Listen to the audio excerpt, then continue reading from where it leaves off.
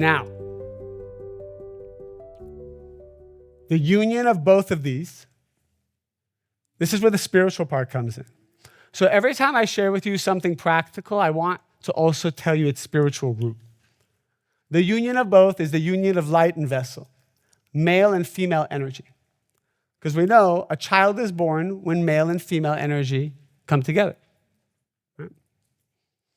But attraction can only happen with a balance of male and female energy. So even if two men are together, or two women are together, or business partners that are very powerful together, there's always this balance of male and female energy. Just because a person is physically a man or physically a woman, that is not indicative of a male-female soul, male and female energy, according to Kabbalah. That perfect union is what gives birth to a child. How many people here have read the book Traction? Okay, Traction is an excellent book for business owners, especially if you're starting your business. We used this book and what's called the EOS method. Again, there's thousands of methods. We used it, we liked it for the time that we used it. Traction talks about two types of people and actually is indicative of male and female energy. There's I've already forgot it because it was like 6 years ago. There is the visionary and what's the other one? Implementer, that's right. The visionary and the implementer. Integrator, that's right. And the problem is when you have two partners who are visionaries, but neither one of them want to be the integrator. Some of us are good at both. You're good at coming up with a vision, the strategy, and you can get into the weeds, create the framework, and execute. But when you have two visionaries, or you have two integrators, in both cases, you have more light than vessel or more vessel than light. And so there's an imbalance.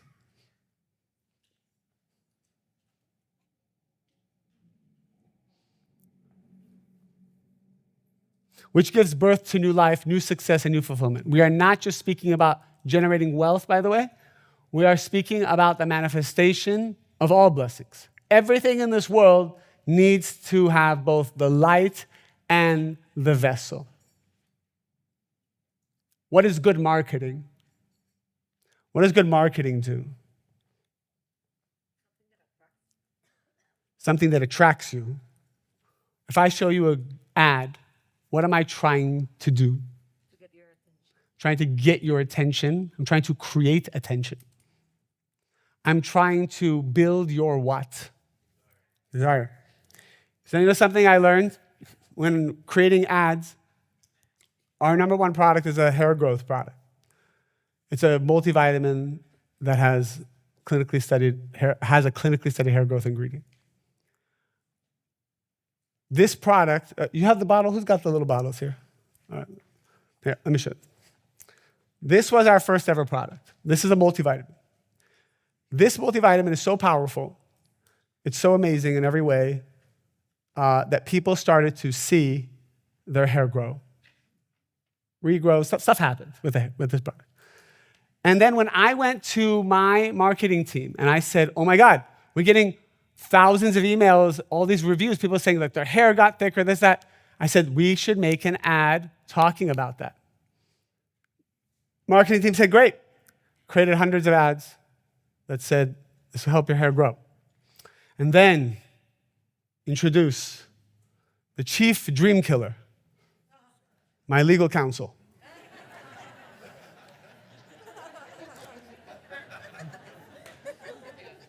That's literally his title in the company.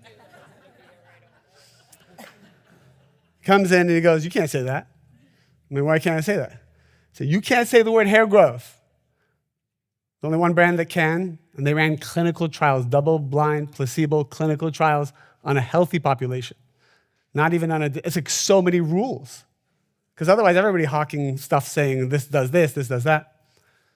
So unless there's dutasteride or finasteride or Propecia in this, or minoxidil, you can't say that.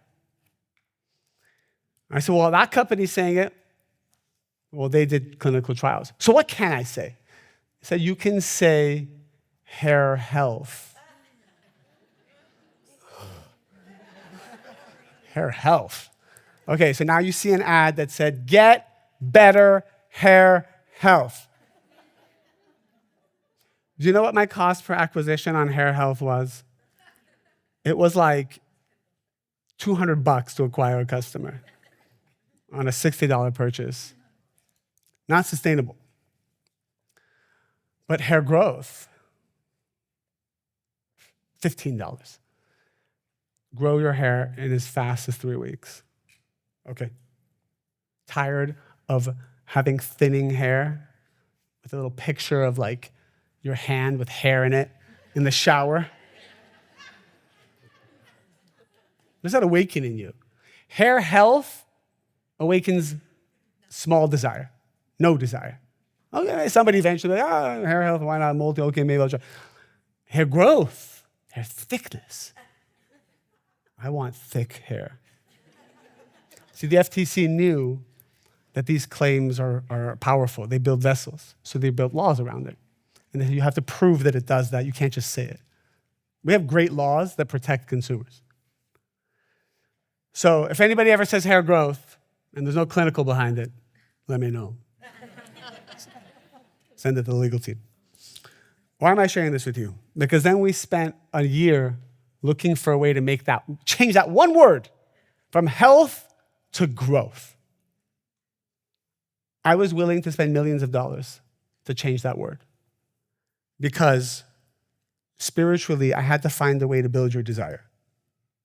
I had to find a way to build your desire. If you don't, and then that's where the economics come in. Okay, if I spend $1 million to either run a clinical trial or buy someone else's clinical trial, and I will do, I don't know, a few thousand orders a day, then you do the math, then you tell yourself, for the price of awakening someone's desire to convert to a lightened vessel match, that's where the economics come in. And do the economics work? They do, because there's a reason why no one's doing clinicals. It takes years. It's not guaranteed. Nobody wants to deal with it. So everybody just will run after something else. I share this example with you because at the end of the day, whatever product you create and what good marketing is the creation of a desire. A creation of a desire in someone else to be able to want your product, go through the process of putting up their credit card, their hard-earned income in order to purchase and experience a union of light and vessel. Now, what if the product sucks? What if my marketing is good, but the product sucks? What do we have there? We have a great sale and a bad review and no return customers. I was at Expo and I saw this drink company. I'm like, oh my God, I want to try. So the packaging sucked me in. I'm like, yes, good packaging. I want to see what this product. I drank the product, tasted so bad. Never put something out there that is bad. Just don't do it. You're going to do all that work. No one's going to come back. There's no light. If the product doesn't add value, there's no light. If you're in the service business, if you're a coach, you're a therapist, you're a speech pathologist, how do you become the best at what you do? Do not limp into your profession. Find a way to become the best. Speak to 20 people who do what you do. What do you do? Construction and real estate. Okay, do construction and real estate. So I would say construction's a big word. Real estate's an even bigger word. Every time I ask somebody what do you do real estate, it just drives me nuts. I'm like, you've told me nothing. I'm not saying you do because I already know what you do. But what does real estate mean? It's like saying land. It's like saying if someone asks me what I do, I say humans. It's like, what do you... What's your niche, right? And can you become very good at a niche? Right? We came out with liquid vitamins. So niche. Nobody's taking liquid vitamins. So niche. But we found out that at least 1% of America needs liquid vitamins. Either you're a bariatric patient, you had some kind of surgery, elderly, or kids under 2, because 2-year-olds can have gummies. You can't give gummies to 1-year-olds. And the gummy boom was leaving out those 1-year-olds. You know how many 1-year-olds we have? We have a lot of 1-year-olds. We have a lot of infants. They need liquid. You find a niche, create the best product in the niche, and you just focus on that. You become the best at it. So whatever you do, you become the best at it. So I would say I would want to find 20 people who are very good at what I'm trying to do, and I want to learn from them. I want to be their student. I want to be their mentee. I want to listen to their podcast. I want to read their book. I want to pick their brain. I want to ask them a lot of questions. Last night at that dinner, I sat next to an agent from, William Morris. It was one of those firms. And I said, "What do you do?" She said, "I manage people who have podcasts." I said, "Oh my God, I love that." I said, "Can you tell me the 5 things that you would want your clients to do to be the most successful?" She never heard a question like this. I said, "What are the 5 things that they do?" And she started telling me, well, if they do this, if they do that. I said, this is so beautiful because I'm in this space. Now I'm sitting next to someone who manages maybe 20, 30 of the top talent in the world. And I get to hear from her what they do and what works and what doesn't work. And you better believe when I walked out of that building, I had a different belief system about what's possible. And I also learned what I don't want to do. I left that dinner knowing stronger what I want and what I don't want because I talked to someone who knows successful people. So the more you talk to people, the more you engage, the more you learn, you are now defining your desires as well and removing your limited beliefs.